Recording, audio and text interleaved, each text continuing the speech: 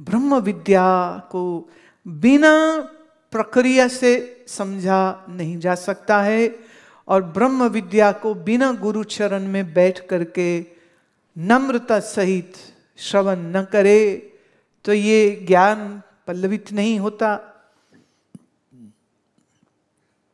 शब्द ज्ञानी हो सकता है, पंडित हो सकता है,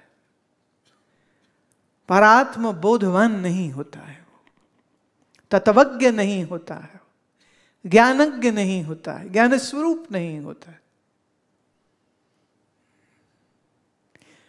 पूज्य स्वामी अखंडानंद सरस्वती जी महाराज कहा करते थे, बोले कच्चे वेदांती क्या होते? बोले असी ब्रह्म तुसी ब्रह्म, चलो चुगली निंदा करिए।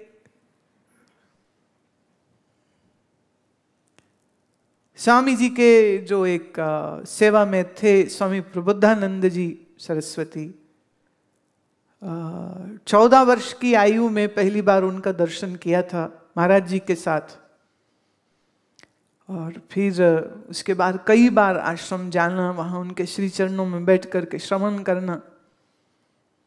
उनकी गुरु भक्ति देख के मेरा हृदय विवल हो जाता था।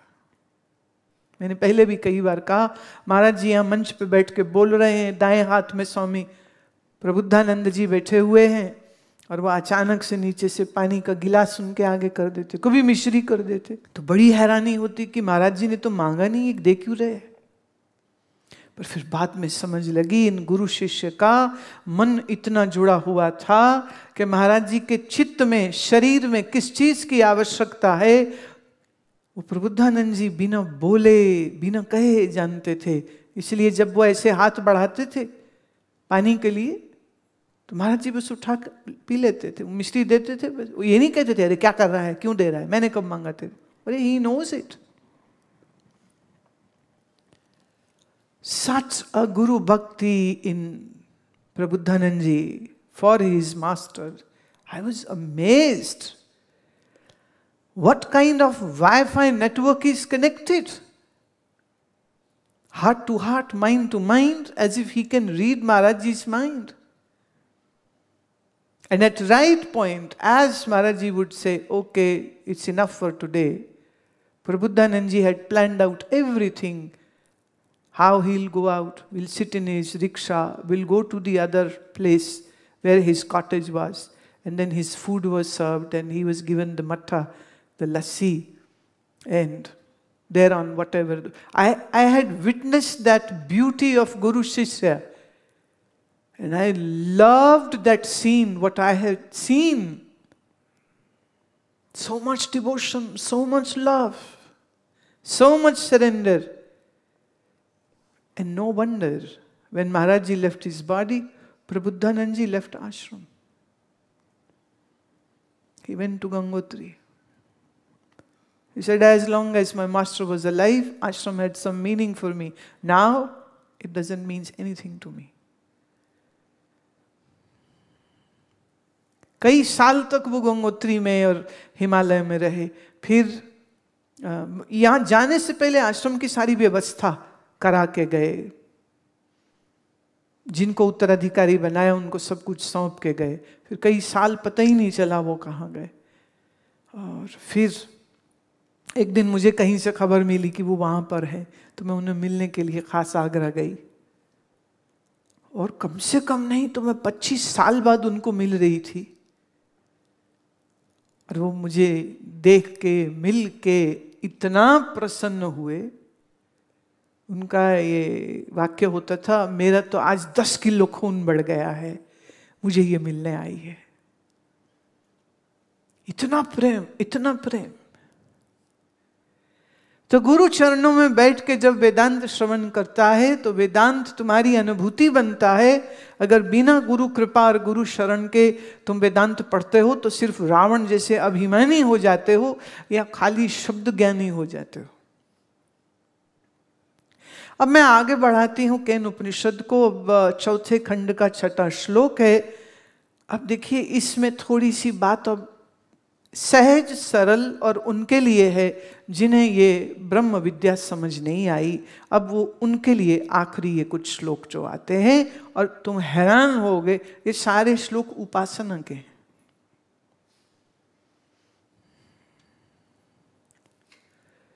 तदा तद्वदनं नाम तदवन्मित्या उपासित्वं स यः एतदेवं वेदाविहीनं सर्वाणि भूतानि संवंशति। वह ब्रह्म ततः तद्वनं नाम, वह ब्रह्म सर्वविदित है, मेरा आत्मा है, मैं ही है। ये तद्वनम इति उपासित्यम, इसी की उपासना करे। किसकी? सर्व ही ब्रह्म है। किसकी? इसको हम वेदांत में बोलते अहंग्रह उपासना।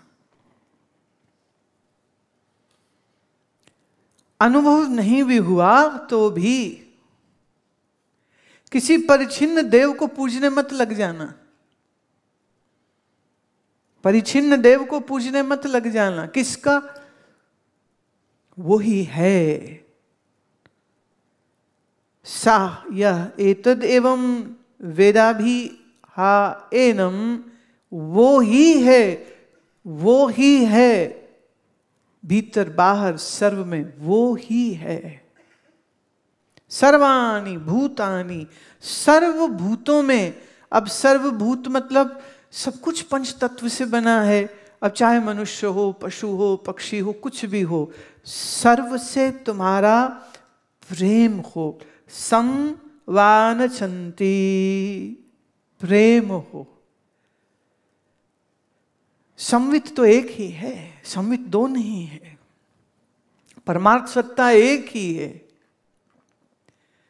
इसी को दूसरे अर्थ से कहें तो वसुदेव कुटुंबकम, सब वसुदेव है, सब विष्णु है। विष्णु का अर्थ क्या होता है? जो सर्व में वास करे वही विष्णु है। विष्णु का कुछ और अर्थ मत लगाना। जो सर्व में सन्निष्ठ है, उपस्थित है, वही विष्णु है। जब सर्व विष्णु है, या कहो सर्व राम है, या कहो सर्व ब्रह्म है, तो बोलो राग द्वेष किससे करोगे? किससे लड़ाई करोगे? किससे नाराजगी करोगे?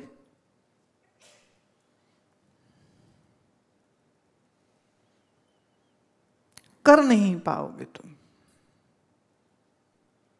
जैसे किसी के शरीर में ट्यूमर ग्रो हो जाए तो डॉक्टर चाकू से काटता है, तो क्या जो डॉक्टर है वो हत्यारा है कि उसमें भी करुणा है?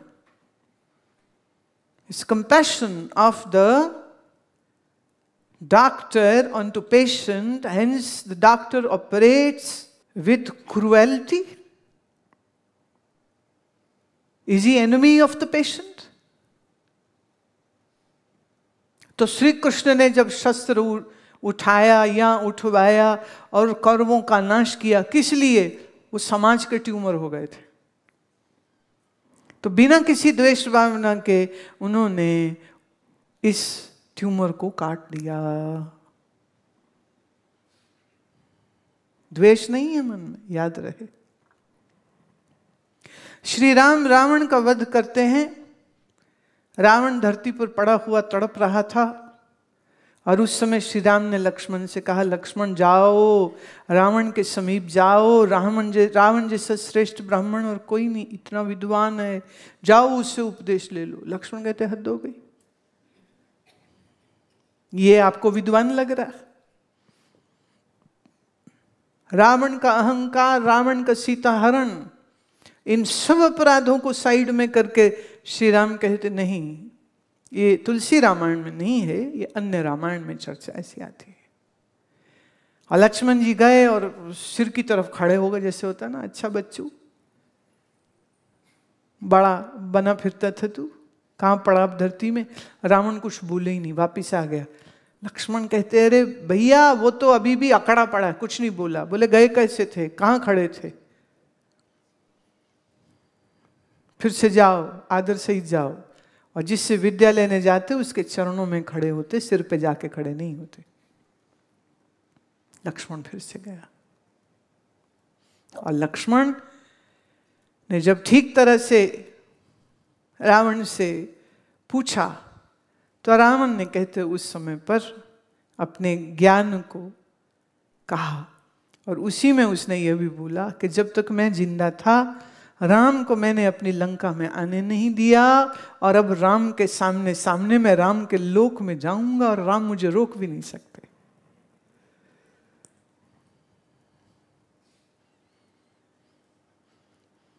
युद्ध भी कर रहे हैं श्री राम, युद्ध भी कर रहे हैं, पर रावण के प्रति उनका आदर वो भी अपनी जगह पे। What a funny game is going on.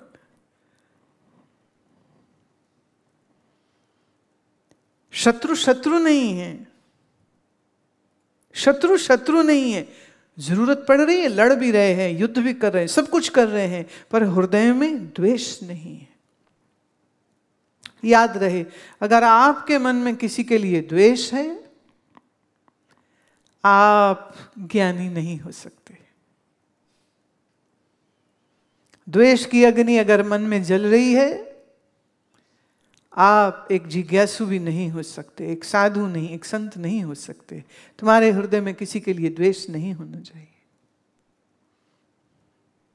तो इसलिए वो कह रहे हैं सर्वाणि भूतानि, सर्वभूतों को, सर्व मनुष्यों को, थलचर, नभचर, जलचर, तीनों प्रकार के प्राणियों के प्रति आपके मन में प्रेम होना चाहिए।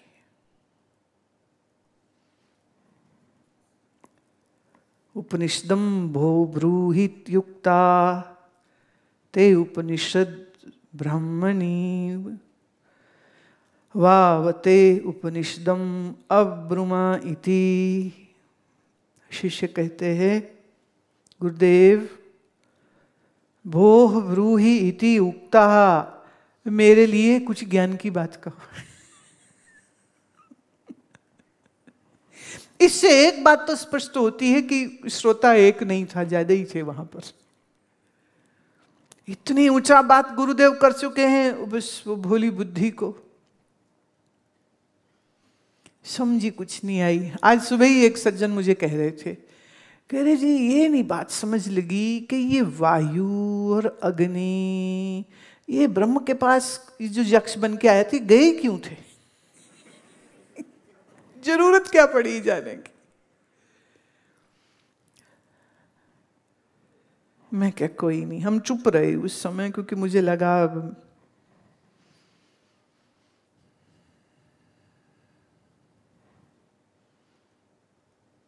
क्योंकि बात इतनी लंबी और बड़ी है, मैं एक शब्द में क्या उत्तर दूं। कहती ना, बात निकली तो बड़ी दूर तलक जाएगी। तो अभी दूर की बात मुझे करनी नहीं। शिष्य कहता है उपनिषद का ज्ञान दीजिए। गुरु कहता है ते उपनिषद ब्राह्मीम वावते उपनिषदम। ये जो तुमको मैंने रहस्यमयी ज्ञान अभी दिया है, अभी तो दिया है। अब ब्रह्मा इति, अभी तो बोला हूं। वावते, स्पष्टतः, verily I have already spoken all the Upanishad to you and given the secret knowledge to you. I have just given to you, so better focus on that. आप में भी कई होंगे जिनको ऐसा अनुभव हो रहा होगा, तो चिंता मत करिए। उपनिषद में भी एक ऐसा देवता बैठा हुआ है, वो भी यही कह रहा है कि गुरुदेव कुछ तो ज्ञान दे दो।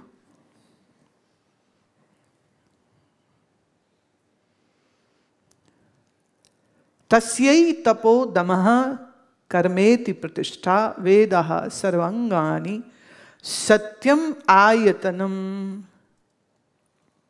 चूंकि उसको बात समझ नहीं आई, तो अब देखो शुरू से शुरू हो रहे। कहते बच्चे तुम अपने अंदर तप लेके आओ, दम लेके आओ। ये ज्ञान के आधार हैं। कर्म इति प्रतिष्ठा, ज्ञान की प्रतिष्ठा इसमें होती है। वेदा सर्व अंगानी, वेद उसी के अंग हैं। किसके? ये जो ज्ञान का हम महल बनाना चाहते हैं, उसकी फाउंडेशन क्या है? तप। क्या है? दमः। दमः मतलब restaurant of your senses, and austerity and self-restraint. These are the foundations of the knowledge temple, and Vedas are the limb, and the truth lives in this temple. वेद उसी के अंग हैं और सत्य इसी महल में वास करता है। क्या बड़ी आवाज है ना? इसलिए मुस्कुराते रहो। ये बच्चू कह रहा था हमको कल, हंसी जा रहा था, बच्चा है, मैं क्यों इतना मुस्कुरा रहे हो? कहते आपने कहा ना शरीर मंदिर है भगवान का, इसलिए मुस्कुराते रहना चाहिए। है ना कितनी अजीब बात। सिवा मुस्कुराने के कुछ बचता नहीं है। जिसको ढूंढते हो वो तुम्ही में है, और तुम उसको बाहर ढूंढ रहे थे, और तुम्हारी बुद्धि के हाय समझ नहीं लगती, पता नहीं क्या बोलते हैं, समझ नहीं लगती। ये भी एक हैरानी की बात है, तुम्हें तुम्हारी ही समझ नहीं लगती। बात तो तुम्हारी कह रही हूं, परमात्मा की बात किसी और की नहीं, वो तुम्हारी ही है। जब ये भी समझ ना लगे तो फिर क्या कहना पड़ता है? फिर मुझे यही कहना पड़ता है कि आप बैठो और मंत्र जप करो, जिससे मन शांत हो। शांता दमः समः तितिक्षा उपरति, ये सब गुण अंतःकरण में आए। तस्यै तपो दमः कर्मेति प्रतिष्ठा वेदः सर्वांगानि सत्यम आयतनम। आयतन किसको कहते? घर को। आयत तन, घर को, जिसमें ये शरीर रूपी तन रखा जाता है, उसको कहते आयतन। तो ये जो सत्य है, इसका घर कौन सा है? बोले ये है घर, वेद जिसके अंग हैं। इसलिए इस वैदिक ज्ञान को प्राप्त अवश्य में करना चाहिए। पर फिर कह दूं, वैदिक ज्ञान की इच्छा, वेद में सब कुछ है भाई। ऐसा नहीं कि खाली वेदांती है वेद में। No no no no no. पुत्रेष्टि यज्ञ कैसे करना है, बेटा प्राप्त करना कैसे। कामेष्टि यज्ञ, कामना पूर्ति के लिए। राज्यष्टि यज्ञ, राजपाट प्राप्त करना हो तो क्या क्या करो उसमें। यहां तक कुछ मंत्र हैं कि मेरी गैया दूध अच्छा दे। छोटा बच्चा है ना, मेरी गाय दूध अच्छा दे, मेरी फसलों में अन्न अधिक उपार्जित हो जाए। धर्म, अर्थ, काम, मोक्ष। तो अर्थ प्राप्ति के बारे में बातचीत है। इसलिए कामना से किए जाने वाले यज्ञों का एक बड़ा लंबा चौड़ा विस्तार। द्रव्य यज्ञ है, मंत्र यज्ञ है, अतिथि यज्ञ है। घर में अतिथि आए तो क्या करो? अतिथि देवो भव। अतिथि को देवता समझो, भगवान ही आए हैं। और जब दुनिया के सारे ड्रामे से तुम्हारा मन भर जाए और उब जाओ कि क्या है ये सत्य, क्या है ये सत्य, फिर तुम वेद के अंतिम भाग वेदांत तक आते हो, not before that. Those who seek worldly pleasures, Ved gives them guidance even for that. But if you seek the truth, if you seek moksha, then Upanishad gives you the knowledge of that. And it says, without practicing yoga and without practicing this passion, you cannot attain this divine Brahma Vidya.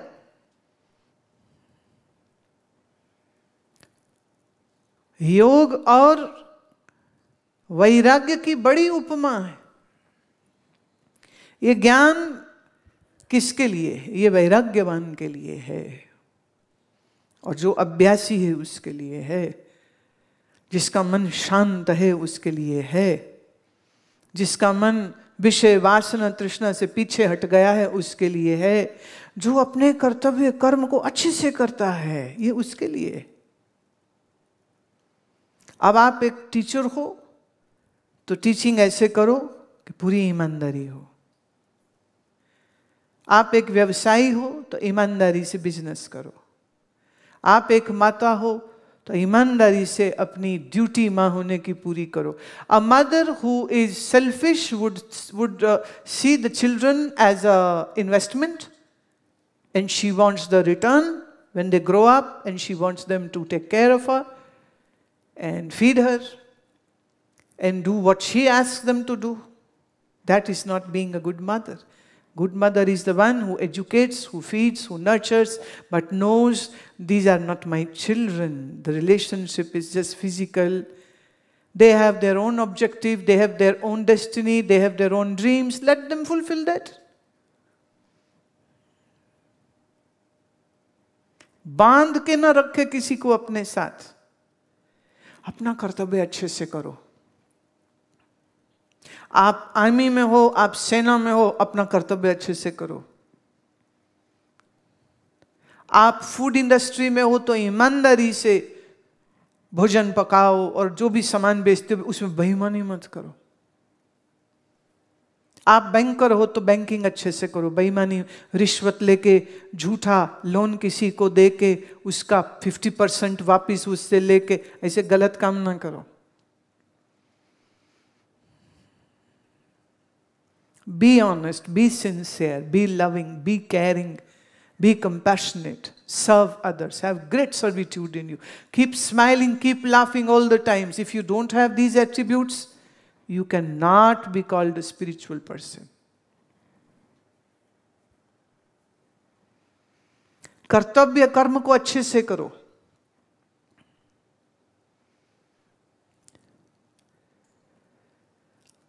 आखिरी श्लोक आता है चौथे खंड का, जिसमें फल स्तुति है इस ब्रह्म विद्या की। आप कहते हैं युवा एताम एव वेदा वेदापहत्य पापमानम अनंते स्वर्गे लोके जये प्रतिष्ठति प्रतिष्ठतीति।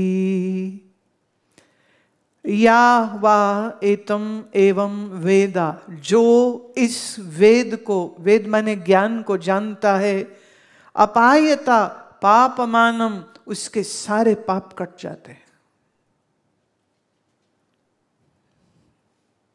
तो पाप कुछ हो जाए तो पश्चाताप करने के बाद भी अंदर से अगर दुख नहीं जाता, ग्लानि नहीं जाती, तो तुम्हें ब्रह्म विद्या की शरण में आना पड़ेगा। ब्रह्म विद्या की इस देव गंगा में स्नान करने पर पाप की ग्लानि से ही तुम छूट जाओगे।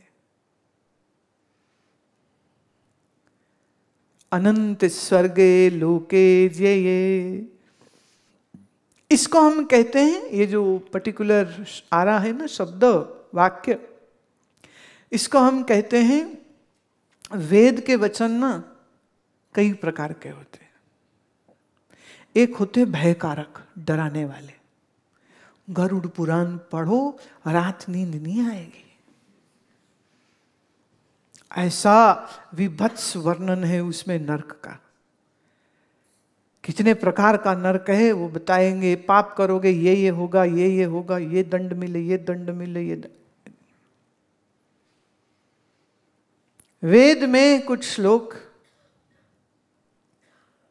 लोभजनक है, मतलब तुम अच्छा कर्म करोगे तो स्वर्ग को प्राप्त होगे। मकसद स्वर्ग नहीं है, मकसद क्या है? तुम शुभ कर्म करो। और तीसरे होते हैं यथार्थ वचन, जो जैसा है वैसा बता दिया। अब देखिए उपनिषद में जो जैसा है वैसा तो बता चुके, पर चेला जी को बीच में कोई होगा एक आध चेला जिसे समझ नहीं आ रही, तो उसको क्या कह रहे हैं? ज्ञान सुनते रहे बेटा, स्वर्ग की प्राप्ति होगी।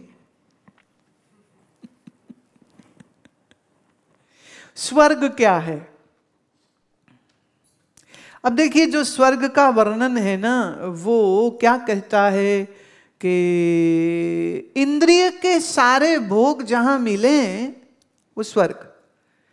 बूढ़ा नहीं होगा तेरा शरीर कभी, तू बीमार नहीं होगा, तू वहाँ ऐसे सुख से रहेगा, वहाँ मंद मंद सुगंधित हवा चलती रहती है, वहाँ चांदनी, एक हिस्से में हमेशा चांदनी रात चलती रहती है, एक हिस्से में मीठी मीठी धूप चलती रहती है, खाने को बड़े बड़े पदार्थ हैं वहाँ पर, डांस देखने को सब स्त्रियाँ, प्यारा प्यारा मनोरंजन करने वाले, गीत गाने वाले गंधर्व है वहाँ पर। एक्चुअली जो तुम्हारी इंद्रियों की भोग है ना, उसी का मैग्निफाइड फॉर्मेट वहां पर है। पर खबरदार, स्वर्ग की इच्छा रखने वालों, वो कहते स्वर्ग में तुम कब तक रहोगे? जब तक तुम्हारे पुण्य होंगे। जहां पुण्य खत्म, आउट। वैसे स्वर्ग किसको कहते? मैं ये नहीं कहना चाहूंगी कि नहीं होता स्वर्ग, मैं ये भी नहीं कहना चाहूंगी कि होता है स्वर्ग। तुम कहोगे फिर क्या होता है? होता ये है, आप ऐसे समझो, आप रात स्वप्न देखें और तुम्हारी जो कामनाएं इच्छाएं हो, जैसे एक बच्ची मुझे कह रही थी, I asked a small girl, what is your dream? She said, my dream is to go America, sit in an open red car. I am wearing a beautiful blue colored dress and I am driving the car listening to Boney M music. And I am eating a good piece of cake and a cider with it. That's my dream. Hindi में अनुवाद,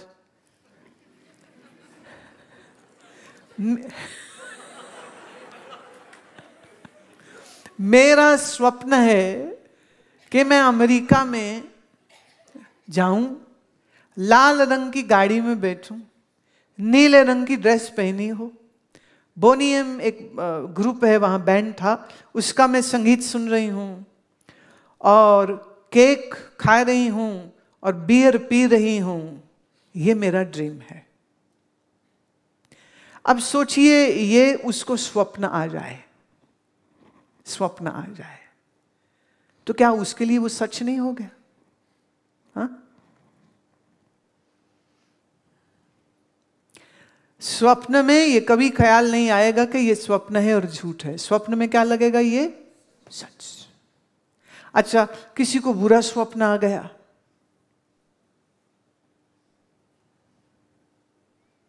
a person said that he dreamt that the devil has made him a prisoner and is lashing him, beating him, putting molten fire in his eyes and poking his body with swords, and blood is oozing out, and that demon is spitting big blobs of phlegm onto me, and I'm crying with pain, and I'm shrieking with pain and suffering and suffering and suffering is going on. अनुवाद,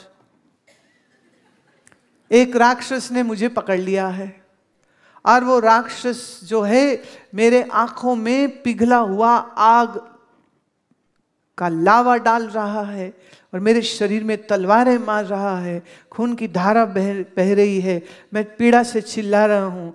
फिर उसने एक बड़ी सी थूक मेरे ऊपर डाली, वो थूक चिपचिपी सारे मेरे शरीर पर लग गई और मैं चिल्ला रहा हूँ, मैं चिल्ला रहा हूँ और मैं रो रहा हूँ और मैं रो। अब जब ये स्वप्न देखा, उसके लिए ये झूठ था या उस समय वो सच है उसके लिए? When you are having a great dream, that seems like true. And when you have a bad dream, that also seems like true. True for you. So what is heaven? When you will be having a great dream, it will be true for you. And what is hell? When you will be having a hellish nightmare, it will be a punishment for you. Who created your mind? But when it is on, it seems true. The pain would be immense. So hell and heaven, yes, exists in your mind. Mind has that power to create that hell or heaven for you. या आपके मन में बल है, ताकत है, वो तुम्हारे लिए नरक भी बना सकता है, वो तुम्हारे लिए स्वर्ग भी बना सकता है। तो आपके मन में अगर क्रोध, लोभ, मोह है, नरक बनेगा। आपके मन में मुदिता, शांति, स्मरण, प्रेम, श्रद्धा है, आपके लिए स्वर्ग बन जाएगा। हिंदू शास्त्र पढ़ोगे, स्वर्ग का वर्णन कुछ और है। बौद्ध शास्त्र पढ़ोगे, स्वर्ग का वर्णन कुछ और है। गरुड़ पुराण पढ़ोगे, स्वर्ग का वर्णन कुछ और है, नरक का वर्णन कुछ और है। सत्य क्या है? तुम्हारे मन में अगर काम, क्रोध, लोभ, मोह है और तुम पाप कर्म में संलग्न हो, तो याद रहे तुम अपने मन में नरक की रचना कर रहे हो। आपके मन में भगवत स्मरण, जप, दान आदि आदि ये सत्वगुण है, तो आप आपके मन में स्वर्ग की रचना कर रहे हो। स्वर्ग मतलब सुख, नरक मतलब दुख। So nobody can push you in a heaven. Your own mind will create a heaven. Nobody can push you into a hell. Your own mind will create the hell. So the Rishi is saying in this last verse, keep on listening to this divine knowledge. You will get heaven. You will get heaven, or should we say, you will get established while living in this heavenly state of mind.